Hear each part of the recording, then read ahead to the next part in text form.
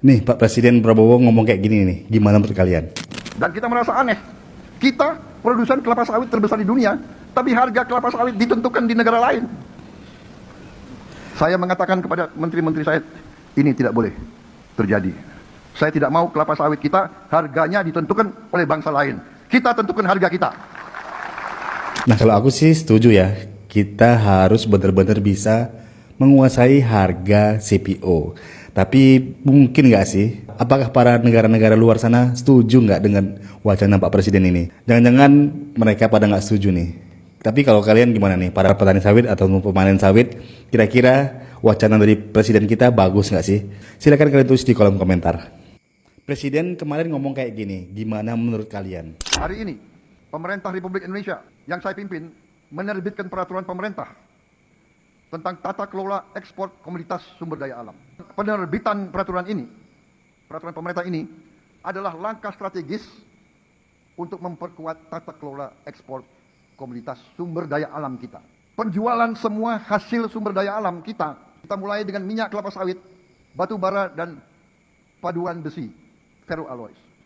Kita wajibkan harus dilakukan penjualannya melalui BUMN yang ditunjuk oleh pemerintah Republik Indonesia sebagai pengekspor tunggal. Nah buat kalian para petani sawit dan juga para pemanen, gimana menurut kalian? Karena kedepannya CPO boleh diekspor hanya melalui BUMN, satu perusahaan saja yang ditunjuk oleh negara. Nah kira-kira gimana menurut kalian? Silahkan kalian tulis di kolom komentar ya. Apakah harga sawit akan menyentuh 5.000 setelah perbaikan sistem pemerintah melalui satu pintu? Ini disclaimer dulu, ini menurut pendapat saya pribadi. Kita berdoa mudah-mudahan harga pasar kita di Indonesia mengikuti harga dunia ya. Tapi tentu saja teksi misalnya ya. Pertama misalnya harga 7.000 misal, ini kita misalkan. Tentu ada pajak negara sekitaran 12,5% ya, pajak ekspor kalau nggak salah sih. Itu tentu dikurangi harganya. Terus yang kedua, pemerintah tentu akan ada subsidi dalam negeri juga, misalnya untuk kebutuhan pokok seperti minyak sayur dan B50. Nah itu persentase itu kemungkinan akan ditampung untuk dalam negeri dan sisanya untuk diekspor ke luar negeri.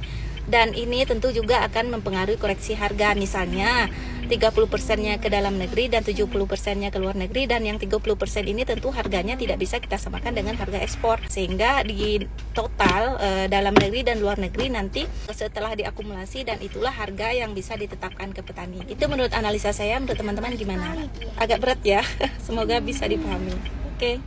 Jadi selama ini sawit dengan harga 3.000 itu kita sudah dicalo guys. Tapi di negara kita cuman paling mahal kemarin 3.000-an, nggak nyentuh 4.000 ya kan. Ternyata selama ini kita dicalo sama negara yang singa muntahin air. Nah itu lebih rendah dari harga sebenarnya, atau kita kenal dengan istilah under invoice. Singa muntahin air ini menjadi perusahaan afiliasi, setelah masuk ke negara dia baru dijual lagi dengan market dunia dengan harga yang besar. Nah kita dapat apa? Kita dapat ruginya. Harga sawit dunia sebenarnya nggak turun. Kenapa cuman di negara Indonesia yang turun? Sebenarnya ini sengaja disetting oleh perusahaan-perusahaan yang udah biasa untung gede itu ya kan. Jadi mereka shock dengan peraturan ini. Pergerakan mereka akan dipantau oleh pemerintah dan mereka tidak bisa lagi memainkan harga gitu. Harapannya seperti itu ya. Kita pantau saja, semoga benar-benar ya pemerintah ini memperjuangkan harga sawit kita sehingga bisa memakmurkan petani, bukan hanya untuk semata-mata mendapatkan pajaknya saja. Oke, semangat terus. Semoga harga sawit bisa tembus 5.000 per kilogram menjadi kenyataan. Kalau kita lihat ya, di negara tetangga kita Malaysia udah 4.500 hingga 5.500, padahal kita tetanggaan loh, dekat. Di Indonesia bisa 3.000 gitu. Ada apa ini? Nah, pasti ada apa-apa ini kan. Nah, kita perlu pertanyakan ini, kenapa? Kok bisa kita negara tetanggaan harga sawitnya beda banget, hampir 2 kali lipat gitu. Nah, sawit akan turun sementara dan akan melesat naik lagi melebihi dari harga sebelumnya. Apakah benar? Kita simak dari persepsi pemerintah kita. Jadi ceritanya seperti ini guys. Sawit kita selama ini diekspor melalui Singapura. Dan di Singapura itu harga CPO kita itu diambil dengan harga yang rendah. Dijual kembali ke dunia dengan harga yang jauh lebih tinggi. Jadi spread harganya itu jauh lebih tinggi. Intinya ada permainan di situ. Nah, disitulah peran dari pemerintah. Katanya ini yang akan ditentukan oleh negara Indonesia tersendiri. Nah, di sini negara merasa dirugikan dengan sistem seperti ini, katanya. Tapi masalahnya kita ini ya sudah underestimate lah kayak gitu ya dengan UMN ini yang akan mengelola ini. Ya, mudah-mudahan saja sih pengelolaannya bagus dan kita para petani bisa mendapatkan harga yang jauh lebih tinggi dari sebelumnya seperti yang dimaksud oleh pemerintah. Oke, tetap semangat tanam sawit, tambah lagi lahannya, sukses selalu. Kakak tanam sawit 500 mdpl, perkembangannya gimana Kak? Alhamdulillah perkembangan sawitnya bagus. Walaupun di sini ketinggiannya 500 mdpl, mungkin lebih kali ya. Subur tanahnya. Bisa teman-teman lihat di konten-konten saya. Kalau ini saya posisi lagi bukan di lokasi sawit saya ya guys, ini di depan kantor. Nah, ini saya spill sedikit ya perkembangan sawit saya yang 239 PKS Simalungun. PPKS yang ambil. Sawit masih TBM ha. Siapa yang nak beli Innova Reborn sama 4x4 kemarin? Pertamina Dex mahal kini 27.900. Jadi nak beli. Apa nak ganti mobil SGC be? Dah lah ganti bela mobil yang murah be. Brio cocok lah jadilah. Jadi kemarin alhamdulillah kontennya rame ya, jadi banyak yang komen. Salah satunya ada bapak yang satu ini, salah satu petani sawit kita yang mengeluhkan harga sawit, harga pupuk lagi mahal.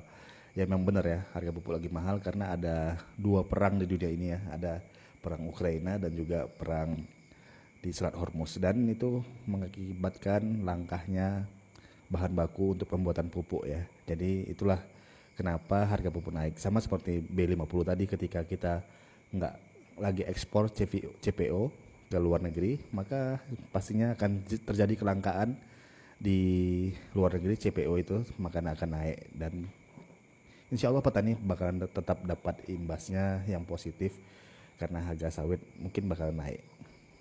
Harga sawit bakalan naik lagi kalau pemerintah sempat menaikkan solar menjadi B50 nih teman-teman. Kira-kira harga sawit bakalan naik ya. Karena apa? Karena pastinya pasokan ke luar negeri bakalan berkurang dan juga mereka bakalan rebutan nih. Kenapa? Karena kita akan memasok sawit CPO lebih banyak ke dalam negeri. Kalau sawit bakalan terus naik, para petani juga pastinya bakalan terus makmur.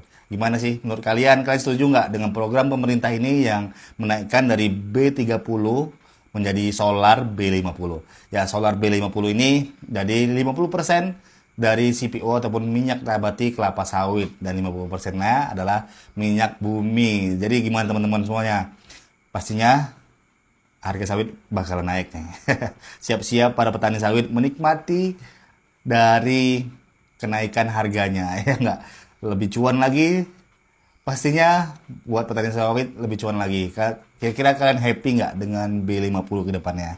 Silahkan tulis di kolom komentar.